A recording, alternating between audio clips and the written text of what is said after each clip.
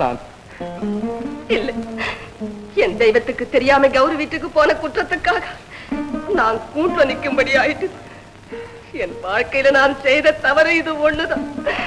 என்ன மன்னிச்சிடுங்க. இல்ல சார், என் கடமையை நான் செஞ்சேன், அதனால நீ பாதிக்கப்பட்டு. ராமு,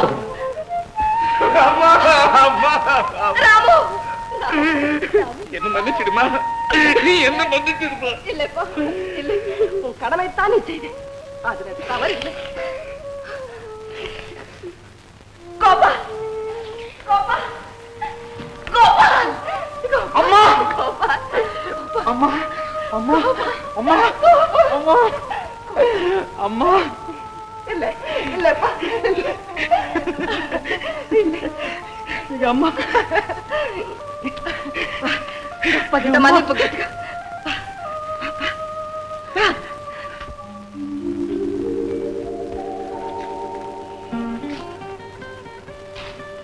அப்பா, நிரபராதியான அம்மாவை காப்பாற்றணும், நீதியை எப்படி நிலைநிறுத்தணும் அப்படிங்கிற ஆர்வத்தினால அப்பான்னு கூட பார்க்காம கூண்டுல நிறுத்தி ஏதேதோ கேள்வி கேட்டுட்டேன். தவறு இருந்தா மன்னிச்சிருக்கேன்.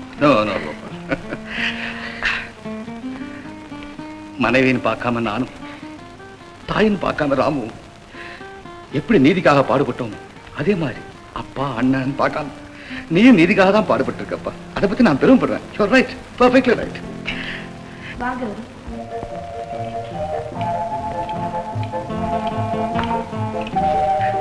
மகராஜியா இருமா. என்னம்மா இது, கல்யாணத்துக்கு முன்னாடியே கால விடறிய? ஏன் அப்பா சொல்லு, எப்பவே சார்ஜ் பண்றேன். இது பக்கமா 2 பேரையும் சார்ஜ் பண்றேன். டேய், என்னடா பண்றீங்க? போங்க. ஓரியால சார்ஜ் பண்ணட்டுமா? போங்க. இப்ப சொல்லு, 4 பேரையும் சார்ஜ் பண்றேன். பாசத்தினால இணைக்கப்பட்டிருந்த இந்த குடும்பம் எங்க சிதறி போயிடுமோன்னு பயந்து, ஆனா முருகன் காப்பாத்திட்டார். பாசம் என்ன சரஸ்வதி, பாசம்? அதான் ஜெட்ஜி சொன்னாரு, நீதிக்கு அப்புறம் தான் பாசம், நீதிக்கு பின் பாசம் பாரு.